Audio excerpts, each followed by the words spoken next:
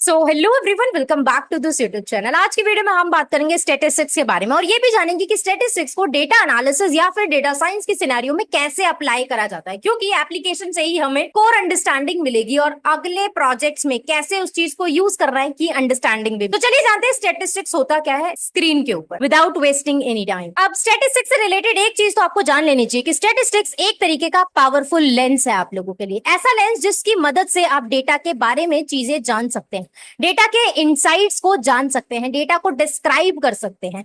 काफी टाइप्स की स्टैटिस्टिक्स होती है, जैसे कि दो टाइप की मेन स्टैटिस्टिक्स होती है, जिसको हम कहते हैं डिस्क्रिप्टिव और हम कहते हैं इन्फरेंशियल। इसके बारे में हम बाद में जानेंगे, पर पहले जानते हैं स्टैटिस्टिक्स को कोर अंडरस्टैंडिंग से। अब स्टैटिस्टिक्स आपकी कहां कहां हेल्प करती है? स्टैटिस्टिक्स से काफी सारे सवाल को सॉल्व किया जा सकता है, काफी सारे सवाल। मान लीजिए आप स्टूडेंट हैं, बिजनेस ओनर हैं, या फिर आप सोशल मीडिया क्रिएटर हैं, तो कुछ सवाल है जो आपको रोज एड्रेस करने पड़ते होंगे। जैसे कि फॉर एग्जाम्पल, अगर मुझे कोई पिकनिक प्लान करनी है, कोई हॉलीडे प्लान करना है, तो मैं क्या पूछूंगी कि मुझे ऐसी जगह जाना है जहां पर बर्फ पड़ रही हो। अब जब मैंने पूछा कि बर्फ पड़ रही हो, मतलब कि लोएस्ट टेम्परेचर के बारे में बात हो रही है, तो मैं क्या करूंगी, मतलब मेरा क्वेश्चन क्या है कि which city has the lowest temperature. ये तो एक नॉर्मल डेली यूज की चीज हो गई जो हम लोग हॉलीडे से पहले प्लान करते हैं, हॉलीडे से पहले देखते हैं, राइट। अगर हम मैं दूसरे टाइप का क्वेश्चन के बारे में बात करूं, मान लो मेरा एक अपना स्टोर है, तो मैं जानना चाहती हूँ कि कौन सा प्रोडक्ट जो था उसको हमने सबसे ज्यादा बेचा। तो मतलब कि मैं जानना चाहती हूँ अपने प्रोडक्ट की डिटेल के बारे में कि which product in my store is high selling product और मोस्ट सेलिंग प्रोडक्ट। तो मतलब मैंने कुछ स्टेटिस्टिक्स से रिलेटेड कुछ क्वेश्चन थे जो हमें एड्रेस भी करने पड़ते हैं डेली यूज में। अब स्टैटिस्टिक्स इन्हीं सवालों के जवाब देता है। जैसे सिटी के बारे में बात हुई, तो आपको क्या करना पड़ेगा, आपको सारे सिटी के टेम्परेचर को लेना पड़ेगा, एक वीक का आप टेम्परेचर ले सकते हो और उसी टेम्परेचर के ऊपर आपको एनालिसिस करनी होगी। सेम अगर मैं प्रोडक्ट की बात करूं तो प्रोडक्ट के सिनेरियो में भी सेम होगा। अब स्टैटिस्टिक्स आपकी क्या हेल्प करिए? स्टैटिस्टिक्स आपको एक डिसीजन लेने में, एक इंसाइटफुल डिसीजन लेने में हेल्प करिए। इसको एक एग्जाम्पल से समझते हैं। अब मान लीजिए मैंने ये एनालाइज किया है कि मैं बहुत ज्यादा मोबाइल फोन यूज कर रही हूँ। अब मुझे क्या करना है, अपने मोबाइल फोन के यूज केस पे मतलब थोड़ी सी रिस्ट्रिक्शन लगानी है कि मैं इतना ज्यादा मोबाइल फोन यूज ना करूं। तो मैं क्या करूंगी, अपने फोन के इनसाइट्स में जाऊंगी, अपने फोन के स्क्रीन टाइम पे जाऊंगी कि एक दिन में मैंने कितना स्क्रीन टाइम लगाया, उसी के अकॉर्डिंग मैं इसको एनालाइज कर सकती हूँ। पहला एग्जाम्पल तो ये हो गया। दूसरा एग्जाम्पल, मान लो मेरा एक ऑनलाइन स्टोर है, तो उस ऑनलाइन स्टोर में क्या क्या चीजें होंगी, मुझे कैसे एक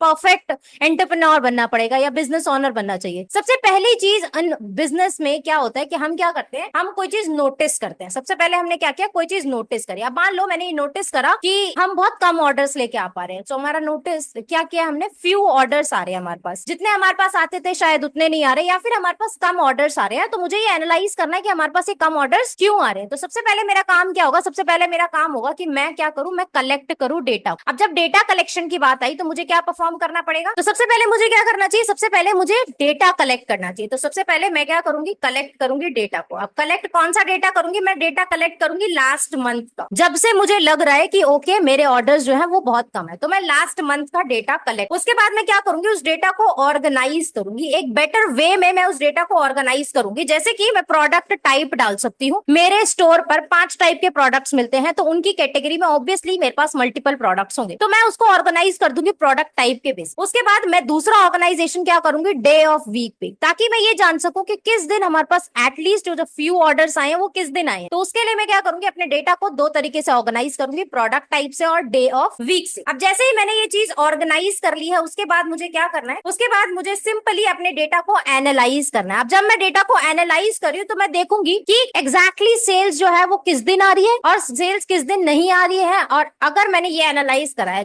फॉर एग्जाम्पल मैंने ये एनालाइज किया कि वेडनेसडे के बाद जो है हमारी सेल जो है वो ड्रॉप हो जाती है, मतलब वेडनेसडे तक तो हमारे पास सेल आ रही है, बट वेडनेसडे के बाद हमारे पास कोई सेल आ ही नहीं रही, कोई ऑर्डर्स आ ही नहीं रहे। तो ये एक एनालिसिस हो गया उस डेटा के बेसिस पे, जिसमें मैंने प्रोडक्ट टाइप और डे ऑफ वीक के अकॉर्डिंग मैंने ऑर्डर्स को ऑर्गेनाइज किया। अब मेरा एनालिसिस कहता है कि वेडनेसडे के बाद नहीं आती है, तो मेरा ये क्या है, एनालिसिस है कि सेल जो है वो ड्रॉप हो रही है आफ्टर वेडनेसडे। तो ये मेरा एनालिसिस हो गया। एनालिसिस के बाद हम क्या करते हैं, एनालिसिस के बेसिस पे ही, जैसा मैंने आपको इंस्टाग्राम पे भी बताया है लेटेस्ट रील में, कि आपको स्टोरी टेलिंग और बिजनेस कॉन्टेक्स्ट से सारी चीजें करनी है। तो अब हमें क्या करना पड़ेगा, एनालिसिस के बाद करना होता है इंटरप्रेट। जब आप इंटरप्रेट करते हैं तो वो मीनिंगफुल सेंस में आता है। तो जैसे हम इंटरप्रेट करने की बात करें तो मैं ये बोल सकती हूँ कि जो हमारे स्टोर पर ऑर्डर्स आ रहे हैं वो most probably starting of the week में आ रहे हैं, जिसकी वजह से हमारे पास वेडनेसडे के बाद ऑर्डर्स नहीं आ रहे हैं। तो हमें कुछ ऐसा लॉन्च करना चाहिए ताकि वेडनेसडे के बाद भी हमारे पास ऑर्डर्स आए। तो मैं ये इंटरप्रिटेशन में डालती हूँ और इंटरप्रिटेशन में कहती हूँ कि ठीक है, maybe people are like shopping in the start of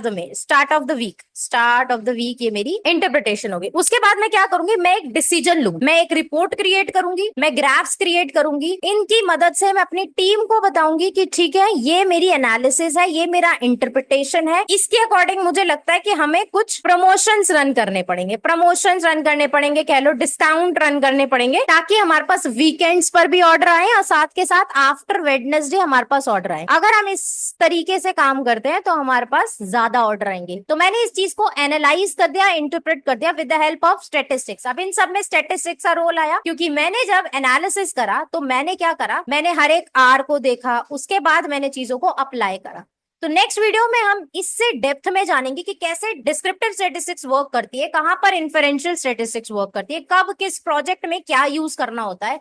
और जब आप डेटा एनालिसिस और डेटा साइंस के प्रोडक्ट्स को डील करते हैं तो आपको ये स्टैटिस्टिक्स की चीजें कैसे अप्लाई करनी है। So I hope you are finding these videos helpful. मिलते हैं नेक्स्ट वीडियो में। Until then stay tuned and happy learning.